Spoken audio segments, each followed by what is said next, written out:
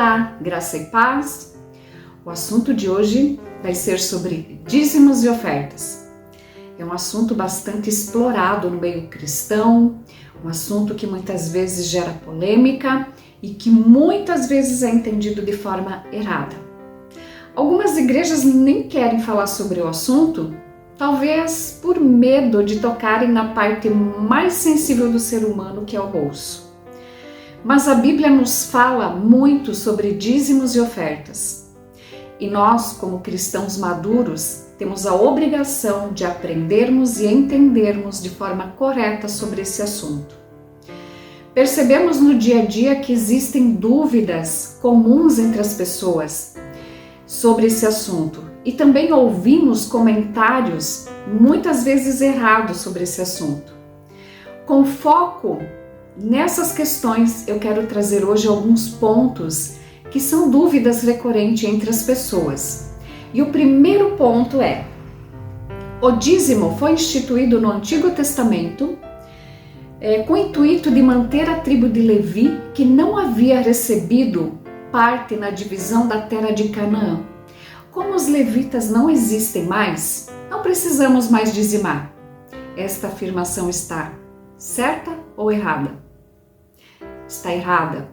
A primeira menção na Bíblia sobre dízimos encontramos lá em Gênesis capítulo 14, versículo 20, onde Abraão procura o sacerdote Melquisedeque e entrega a ele seu dízimo. Nessa época, a tribo de Levi ainda nem existia. Em Deuteronômio capítulo 14, versículo 22, Deus ordena ao seu povo que separem o dízimo de tudo que a terra produzir anualmente. Levíticos 27 e 30. Todos os dízimos da terra, seja dos cereais, seja das frutas, pertencem ao Senhor. São consagrados ao Senhor. Números capítulo 18, versículo 21. Deus fala o seguinte: dou aos levitas todos os dízimos em Israel, como herança pelos serviços que prestam, o serviço da tenda do encontro. Com essas passagens bíblicas entendemos claramente que o dízimo não era dos levitas, o dízimo é e sempre foi do Senhor. Deus concedeu aos levitas o direito de receberem o dízimo. Hoje não temos entre nós levitas, mas temos entre nós pessoas que dedicam suas vidas para dar continuidade à pregação do Evangelho. São pastores, missionários. As estruturas físicas dos templos também necessitam de manutenção e tudo isso deve ser mantido com os dízimos e ofertas. Há também menção sobre dízimos e ofertas no Novo Testamento. 1 Coríntios, capítulo 9, 13, fala o seguinte: que o Senhor ordenou àqueles que pregam o Evangelho que vivam do Evangelho. Lembrando também de uma passagem de Mateus 23, 23, aonde Jesus fala aos fariseus que eles têm sido muito corretos, exageradamente corretos na entrega do dízimo, das ofertas, porém eles esqueceram do principal, que é a justiça, a misericórdia e a fidelidade. E Jesus termina dizendo: vocês devem praticar estas coisas, a justiça, a misericórdia e a fidelidade, porém não devem esquecer das outras, que é o dízimo e as ofertas. Em momento nenhum, Jesus anulou o ato de dizimar. O segundo ponto que eu quero comentar: agora, na nova aliança, o dízimo não precisa mais ser 10%, cada um dá de acordo com seu coração. Sim, cada um dá de acordo com o seu coração.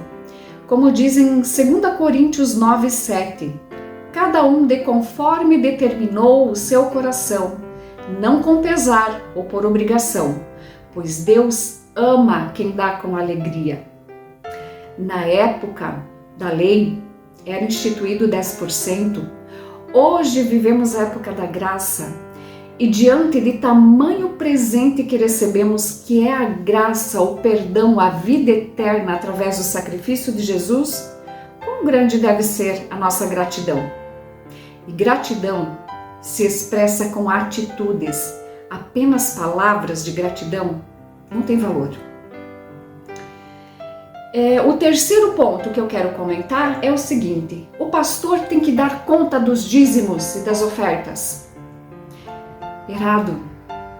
O dízimo não é meu, não é seu, não é do pastor, não é da igreja. O dízimo continua sendo de Deus. E os dirigentes da igreja que vão administrar a parte financeira, caso estes venham a fazer algo errado com os dízimos e as ofertas, eles prestarão conta a Deus. Quarto ponto: o dízimo é o mesmo que ofertas? Não. O dízimo é a 10ª parte da renda que recebemos. Oferta é uma atitude espontânea que expressa o meu amor e a minha gratidão a Deus e à obra. Quinto ponto: devo dar o dízimo com o propósito de prosperar financeiramente? Não. Não deve ser esse o objetivo pelo qual dizimamos e ofertamos, mas sim a gratidão por tudo aquilo que recebemos de Deus. Porém, Deus promete prosperidade a todos aqueles que dizimam e ofertam. E isto está relatado lá em Malaquias 3:10, que diz o seguinte: trazei todos os dízimos à casa do tesouro, para que haja mantimento na minha casa, e provai-me nisso, diz o Senhor dos Exércitos, se não vos abrir as janelas do céu e não derramar sobre vós bênção sem medida. Palavra de Deus. Sexto ponto: o dízimo deve ser igual para todos? Não. O dízimo é de acordo com a sua renda, de acordo com a tua condição financeira. Vamos lembrar da passagem de Marcos 12:41, onde Jesus fala sobre a oferta da viúva pobre. Diante das ofertas de todos que estavam colocando suas ofertas, ele fala que aquela viúva que colocou apenas algumas moedinhas deu mais do que todos, porque ela não estava dando o que lhe sobrava, ela estava dando uma oferta considerável diante da situação financeira dela. Sétimo ponto: o ato de dizimar não garante salvação. A salvação é garantida pelo sacrifício de Jesus na cruz. Porém, se eu não dizimar e não ofertar, eu estou perdendo inúmeras bênçãos que Deus tem prometido sobre aqueles que dão com gratidão e alegria. Oitavo ponto: Deus não precisa de dinheiro. Não, verdadeiramente Deus não precisa de dinheiro. Ele não quer o nosso dinheiro. Ele quer a nossa fidelidade. Ele quer a nossa gratidão. E isso tem muito valor para Deus. Medite sobre tudo isso e que Deus te dê clareza, discernimento, entendimento e te abençoe poderosamente. Em nome do Senhor Jesus.